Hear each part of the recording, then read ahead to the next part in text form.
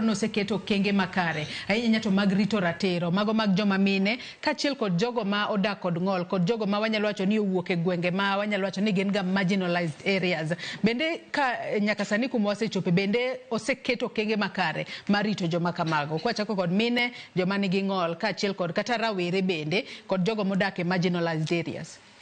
Actually iwacho gima naparo koro kwachako gi Migori County achako ka border mano Kuria ng'eni practice FGM Kisii pod practice FGM mano ng'eni to some extent ikitero ng'atirem to kichik mago gik mano winjoro segol.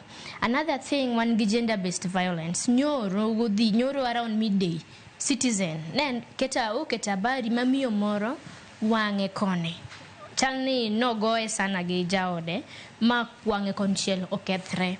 Kisii actually no baro wang'e kama. Mar ariyo wan gi marginalized communities kwa chako gi Samburu, Garissa, kwa biro koni. Number one, pod wan gi nyithindo minyuomo under age. Kenya ka owinjore ichung kendi at 18, but generally ni pod wan e campus joma pod somo up to 22 podine umbrella mar janyuol. So a ministry mar one gi labor, Ministry of Labor, and we have another ministry called Ministry of Gender. The two ministries should work together. Nikech okane sincerely okane gi magisetimo malongo madanga wach ni gi cover for ratiro. Then Ministry of Youth nyocha ka Joyce uneno scam maduong ma ogai mochung ne Ministry of Labor mano Mutua di madima no dike ICC ka gi certificates. It is so sad kineno ni a graduate of medicine. Some medicine is 7 years. Aside from bed school 7 years, janyuolo spend maromo nade. Jogweng monge ang'eya ni ya wuod ng'ani daktari. Nitiere ng'ami miyo hope gweng. Kata koko biro iri direct, to ng'eya ni nyathi ng'ane ni biro bedo. Then iwinjo ni odhi pango line ke ICC. Ni odwa dhi tiyo Qatar. Some millennial jobs makata ka en Kenya ka okotim. Koro why would I board a plane to Qatar or UAE nala dhi tiyo tij mjengo makata dala waka e mokatimda. Mano sirikal timo marach. Then another thing, gima disabilities. Joge wa mar disable nitiere boss na moro ne timo PhD ne to no ora na dhi atim ne thesis mare because okonya wuotho movements get limited. Kora na dhi Mombasa timo ne research under students may be disabled. Joyce, do you know even the disabled themselves? Ogidwa yeni gin disabled. Ina nana ngani to oken kaka jomoko. But ki approach ipenje ni jaber. Kora an gi kalam kandiko ni sa challenges ma ingo. You know someone doji tu ngato go makona, ngato go kona. Ma kori dhi dean of students koro nyisi ni mi number to koro no luongo ge. Mondo now they express themselves.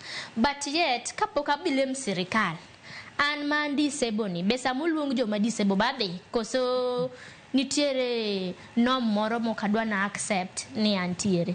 Then one gi mon manual e udi. Joyce to this era, 62 years of independence, monotho, ndararach, incidents moro nyoto timore yo siya yau, mama moro thwe apiko. Actually onyuole apiko okotho onyuole apiko ko wuok dhi nyuol. I'm even wondering ni women rep chuo gocho nega nyaka women rep gi ato to de mara de chikna women rep unjuro gon kura gi mon mogo agwa kura kar women rep ka nikech how can a woman nyuol ndara sirikal however much ni third rule ni third gender two-third gender manes e constitution ni eto to kato sirikal ni ndai gini dani nikech ministry neno gima kora bunda ne wacho ni Raymond timo kaluo okotime Kenya mzima but is the PS for the whole country. Otimo nikech odongo kono ong'eyo samoro ntiere ng'ikruok moro manoneno kodongo mowacho ni okodwa no chako timre nado chako timre. Then youths one youth tinde Owewa niya. Owewa ni Nyasaye ni kodwa.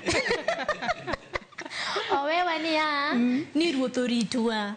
But we are the future leaders of this country. Nyocha, I was so impressed with the Professor Kothongore. Is my good friend. No tera ir someone. To no wacho gimoro maber niya. Jatelo, nyithindo ge e leaders makiny. To gima ifide, gima ufidwa.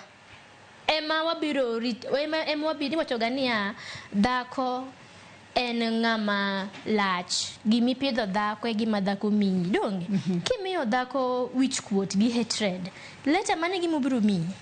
Now Joyce, un kaka jofuambo. Aparo ni umbe un gi responsibility. However much ni wagoga sirikal 24/7, but and personally as an individual, what am I doing to improve ngima kuma angoma support go sirikal? Nikech sirikal wani gin ga mane wigeche koke wigeche kiny gi lore chopa kok to yani gina everywhere. To gima dwa chandora gi boys mineno bedo kan akeni no chuli pesa di baba. Jogino miya di pognwa.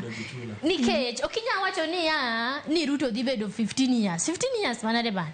Gini en 10 years mabe pod wakia kodhi awinjo kiwacho ni kumi bila break. Omera, ji madhi go kura ok boyno biro lingo kucha gi josugoi gi jode. Kaka abunde no wacho ni also family man. En gi yode. But Joyce kwa concentrate boyno wacho ni jinetho river yala kendo joluo netho. Sani jok tho.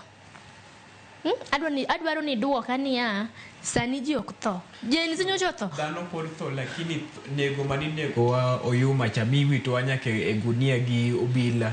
Miwito river yala. Wach oyuma no. Bingeni mane gima nomiyo wa Munyoro dhi dala. He was being tribal. Sika ni Mount Kenya because we are a free country. We are sanika wuok ka ade Tanzania ka. Okabiwo to na jaluo abiro chung ta to ni aja Kenya. I represent the remaining 47 tribes. Ineno. Koro gender-based violence, indigenous communities, minenoge. And we also have these people with the disabilities. Actually, kaki no sirikal ketoga forums ge. Giwinjore gi ketne jogi be because these people no. Katieko spokesperson mar akene ni state house akani yani Kenya mzima. Ma iluonga ni ngamo Isaac Mora is a disabled man, don't and kene Munjoro chako bed gi responsibility no wuon mondo omany this joge gi magin ge group no doge we bedo mamit malokucho. Makin korka